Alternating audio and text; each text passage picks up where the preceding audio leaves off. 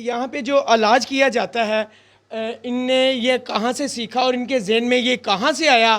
تو یہ کن چیز سے علاج کرتے ہیں؟ جی السلام علیکم آپ کا۔ وعلیکم السلام ورحمۃ اجوید صاحب کیا حال ہے آپ کا؟ اللہ کا شکر ہے بھائی، بس ٹھیک ہے۔ جو صاحب آپ یہ بتائیے گا کہ آپ نے یہ جو علاج کر رہے ہیں قرآن کے مطابق آیتوں، یہ آپ نے کہاں سے سیکھا؟ بھائی یہ میں نے سعودی عرب سے کام سیکھا ہے، شیخ ابو یحییٰ مدینہ منورہ میں۔ تو عرب امارات میں بھی ایسے ہی رقیہ و شریعہ کیا جاتا ہے، بلکہ شیخ عمر بن العاطفی وہ ان کا مکہ المکرمہ سے ایسے ہی ایک رقیہ جاری ہوتا ہے۔ ایک خاتون موجودہ، یہ پہلے ان کا ایک ادارہ تھا سعودی عرب میں، وہاں سے یہ علاج کرواتی رہی، تو جب یہ پاکستان واپس لوٹی تو یہاں پہ وہی جو علامات تھے وہ ان کو نظر آنے یا اس طرح کی پرابلم آنی شروع ہوگی، تو پھر حافظ جوید صاحب کا ان کو پتہ چلا اور مریدکے میں اس وقت یہ موجود ہیں۔ تو مزید ان سے جان لیتے ہیں کہ ان کو وہاں پہ کیا فائدہ تھا، اب واپس پاکستان آئے تو ان کی طبیعت کیسے بگڑی اور ان کو اب شفا کہاں سے ملی؟ جی میں پہلے سعودیہ سے کرواتی ہوں علاج، کیونکہ میں بیمار تھی، تو وہاں پہ ایسے ہی مجھے پتہ چلا کہ رقیہ والے ہیں، وہاں پہ گئی تو وہاں سے شیخ صالح سے میں نے کروایا مدینہ منورہ میں، تو مجھے بہت فائدہ ہوا الحمدللہ۔ تو پھر یہاں پہ آئی تو پھر دوبارہ سے میری طبیعت خراب ہو گئی، تو جس وجہ سے پھر مسائل اور بھی شروع ہو گئے، کیونکہ ہمیں تھوڑا جادو کا مسئلہ ہے۔ تو یہ تقریباً 30 سال سے جب سے میری شادی ہوئی ہے، تو اس کے بعد جو ہے نا دوبارہ جب میری طبیعت خراب ہوئی، میں 2010 میں واپس آئی تھی، تو اس کے بعد جو ہے میں ادھر مجھے پتہ چلا ابھی مریدکے میں آئے ہیں، تو ہم لوگ ادھر آ گئے ان کے پاس، تو مجھے بہت فائدہ ہوا ادھر بھی الحمدللہ۔ 3 ماہ سے ہم ادھر آ رہے ہیں، 3-4 ماہ سے آ رہے ہیں، تو الحمدللہ بہت فرق پڑ گیا ہے۔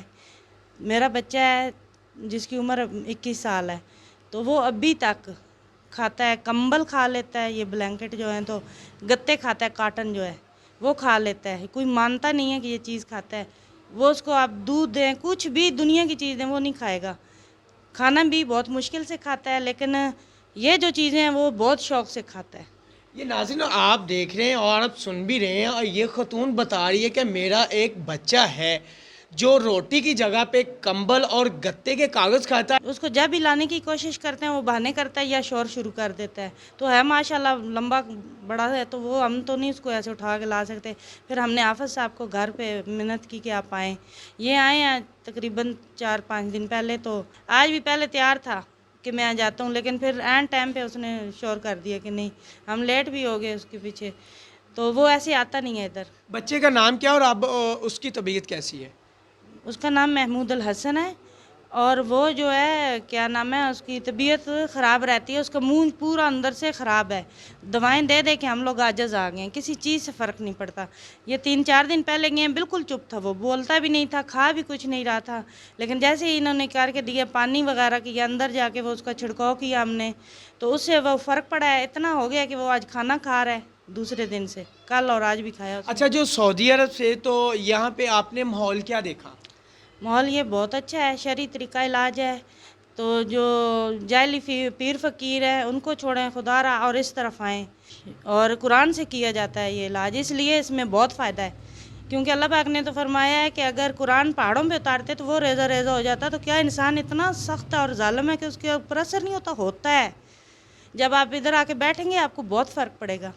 جی ناظرین آپ نے ان کی بات سنی، ان کا کہنا یہی ہے کہ پاکستان میں ایسی بیماریاں ہیں جن کا، بلکہ پوری دنیا میں ہے جن کا علاج نہیں ہے، جبکہ بتایا جا رہا ہے کینسر کی بیماری ہے جس کا کوئی علاج نہیں، ہیپیٹائٹس بی سی ہے جس کا کوئی علاج نہیں۔ یہاں پہ جو ادارے کے اندر قرآنوں کی آیتوں سے جو علاج کیا جا رہا ہے، اللہ تعالیٰ اس کو نواز رہا ہے۔ تو مزید آگے بڑھتے ہیں، جانتے ہیں اور بھی جو یہاں پہ لوگ موجود ہیں ان کا کیا کہنا ہے۔ میں بھی تقریباً 3-4 ماہ سے یہاں پہ آ رہی ہوں، جی اور میں خود میڈیکل سے ریلیٹڈ ہوں، کافی کورسز وغیرہ کر رکھے ہیں۔ ہماری پوری فیملی کا یہی مسئلہ تھا۔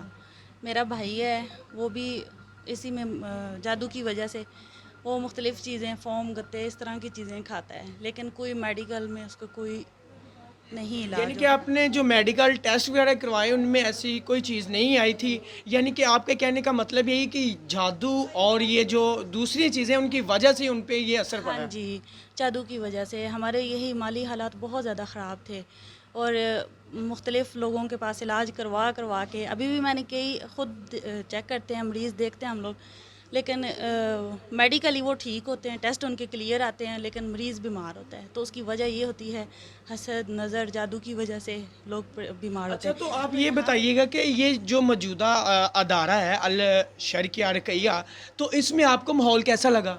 یہاں باپردہ ماحول ہے, آپ دیکھ رہے ہیں, اور قرآن پاک کی آیات پڑھی جاتی ہیں, کوئی شرک نہیں, کچھ نہیں ہے, صرف قرآن کی آیات سے دم کیا جاتا ہے.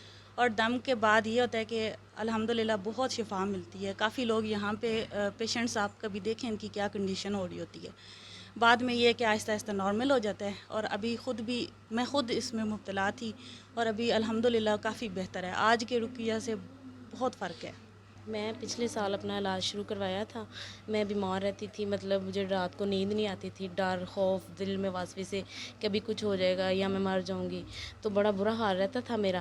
تو میں ان کے پاس الحمدللہ آئی تھی, تو میں نے ان سے علاج کروایا. انہوں نے باقاعدگی سے نماز اور تلاوت کا ہمیں کہا, تو الحمدللہ میں نے علاج کروایا, میں ٹھیک ہو گئی. اب میں ماشاءاللہ ٹھیک ہوں پچھلے سال سے. جی آپ نے بات سنی. ہمارے ٹی وی سکرین کے نیچے دیکھ رہے ہیں حافظ جوید صاحب کا جو ہے سکرین کی ٹی وی پٹی پہ جو ہے نمبر چل رہا ہے. مزید آپ ان سے رابطہ بھی کر سکتے ہیں. تو مزید آگے بڑھتے ہیں, باہر جاتے ہیں. باہر جو بندے بیٹھے ہوئے ہیں ان سے بھی بات کرنے کی کوشش کرتے ہیں کہ ان کا کیا کہنا ہے. وعلیکم السلام. بھائی آپ کہاں سے آئے ہیں؟ لاہور سے. تو آپ کب سے آ رہے ہیں یہاں پہ؟ بھائی جان 3 سال پہلے نا مجھے مسئلہ ہوا تھا, ڈاکٹروں کو کوئی سمجھ میں نہیں آ رہا تھا, تو کافی طبیعت خراب ہو گئی. تو آپ صاحب کا پتہ چلا, آپ صاحب کے پاس آئے ہیں, تو انہوں نے علاج کیا, تو الحمدللہ اللہ کی رحمت سے صحت یابی ہوئی. بہت سے بیسیوں لوگ ہیں جو شعبدہ باز بیٹھے ہوئے ہیں, جو لوگوں کا پیسہ, عزت اور وقت برباد کر رہے ہیں.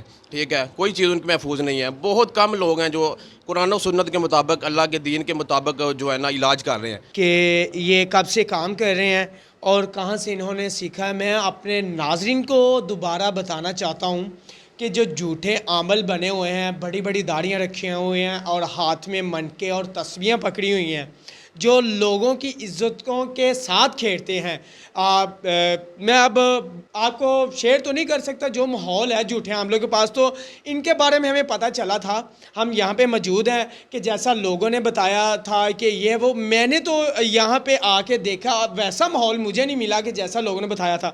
مزید حافظ جوید صاحب سے جان لیتے ہیں یہ کیا کہتے ہیں. جی السلام علیکم حافظ صاحب. وعلیکم السلام ورحمۃ اچھا حافظ صاحب یہ بتائیں, کچھ لوگوں نے آپ کے بارے میں شکایات کی تھی کہ اس طرح ہم نے آج آ کے دیکھا ہے کہ یہاں پہ ایسا کوئی ماحول نہیں. با پردہ جو ہے میری بہنیں اور جو میری مائیں ہیں وہ ایک سائڈ پہ بیٹھی ہیں, جو بندے ہیں وہ ایک سائڈ پہ بیٹھے ہوئے ہیں.